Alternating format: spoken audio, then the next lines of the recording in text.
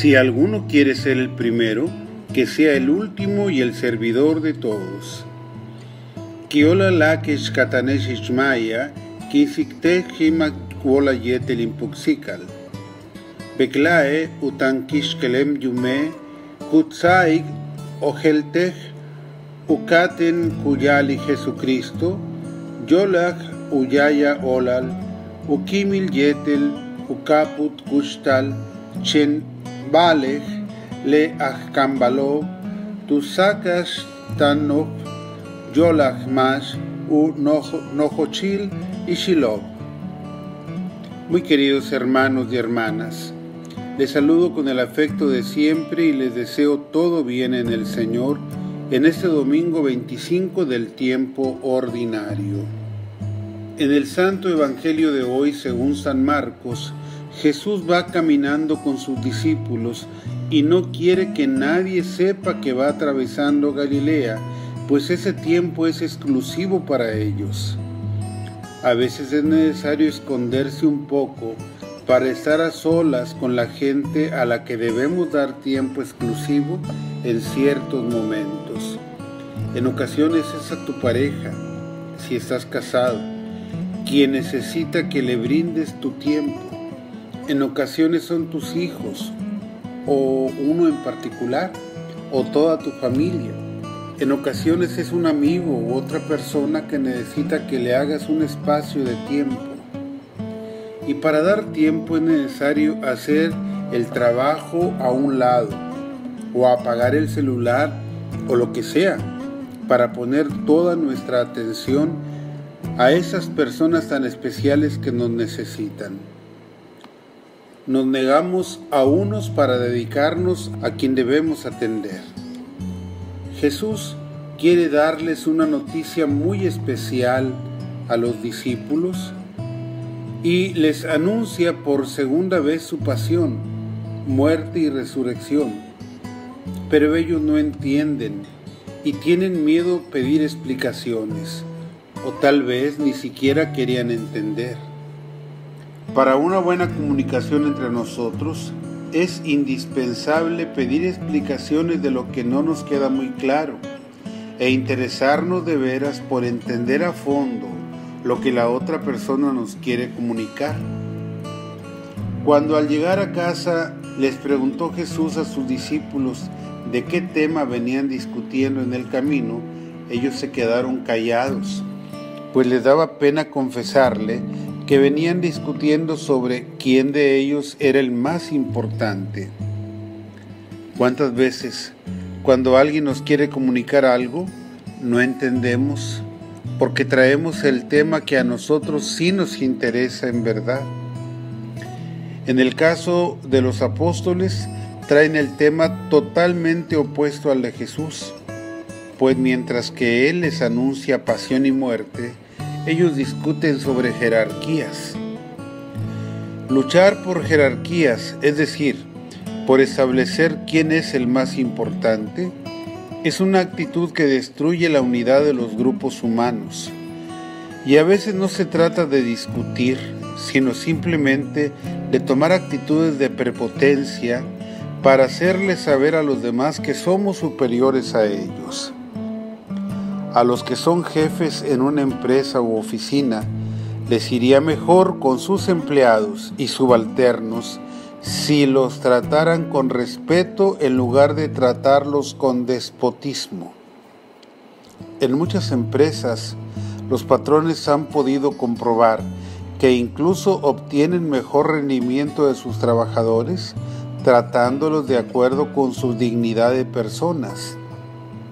Con ese trato humano y educado, los empleados trabajan con más gusto y empeño, y hasta redunda en beneficio para la empresa. No hay mejor política en un grupo humano que la política del respeto a la persona y el crear un ambiente de cordialidad y amistad entre todos.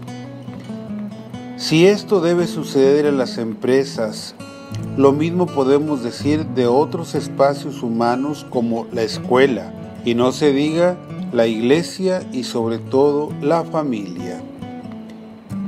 Jesús no se enfada ni desespera con sus discípulos, pues es su maestro y los está formando.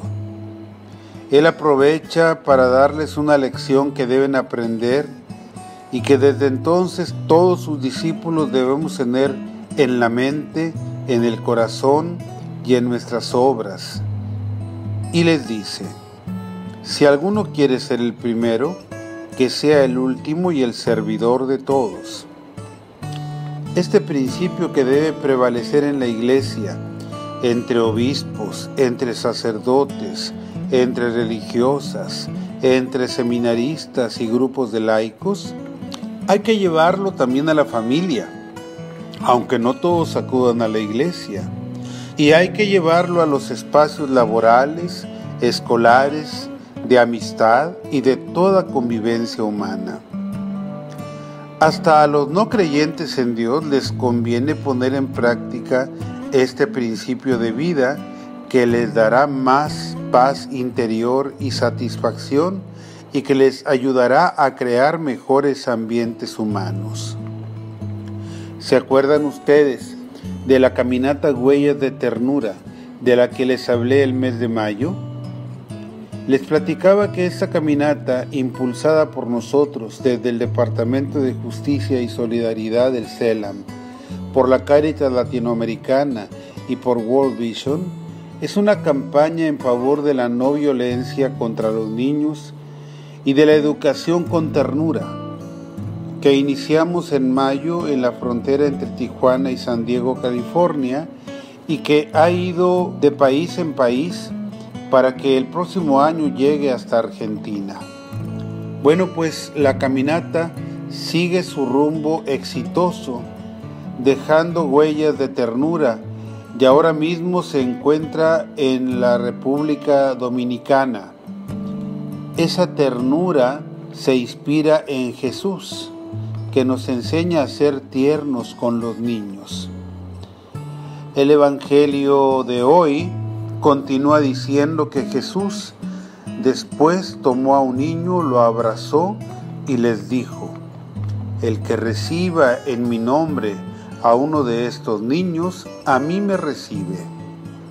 Podría hablar de la violencia que viven muchos niños hoy en día en su propia casa, o de la violencia que viven tantos otros a causa de la pobreza, o de la violencia que miles y miles viven en países en guerra.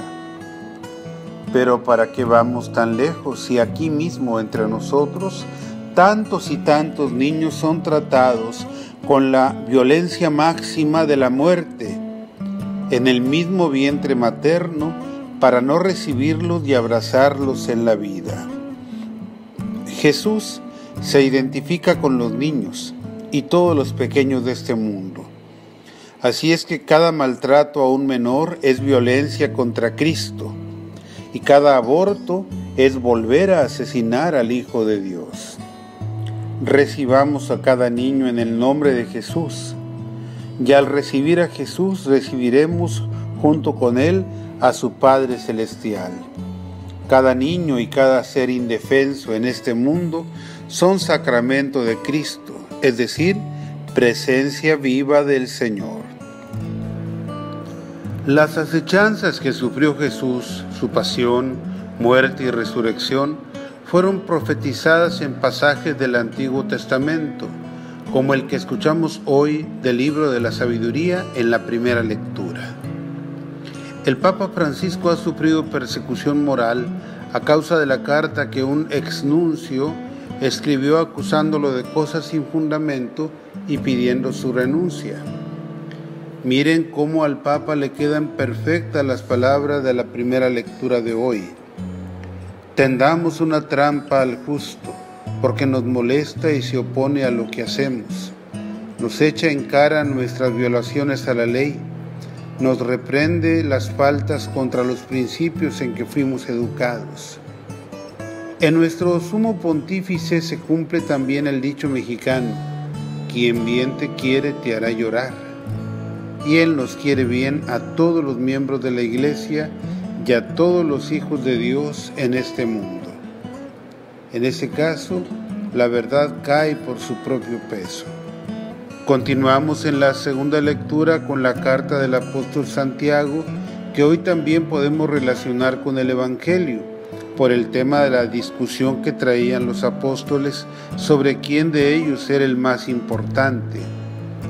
Porque la lectura dice: donde hay envidias y rivalidades, ahí hay desorden y toda clase de obras malas. Es muy triste que durante el proceso electoral en México hayan asesinado a tantos candidatos y políticos. ¿Y de dónde o por qué hubo estos asesinatos?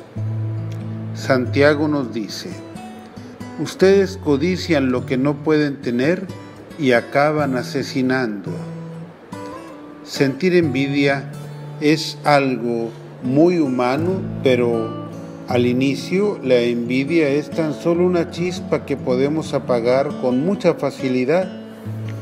No dejemos crecer ese sentimiento inconveniente en nuestro corazón, porque ya sabemos hasta dónde podríamos llegar si le damos cabida a este desorden en nuestro corazón. Más bien pensemos que un sentimiento inicial de envidia es la gran oportunidad de vencer la tentación y transformarla en humilde servicio a la unidad interpersonal y al triunfo del amor. Seguramente todos estamos enterados de las grandes inundaciones que han sufrido nuestros hermanos en Sinaloa y de todos los damnificados que han resultado. Es hora de ayudarlos. Hoy domingo nuestra colecta en todas las parroquias servirá para enviar ayuda a nuestros hermanos en desgracia. Vayamos preparados para ayudar. O también podemos depositar nuestra ayuda en la cuenta de Cáritas Mexicana IAP en el banco BBVA Bancomer. Que tengan todos una feliz semana. Sea alabado Jesucristo.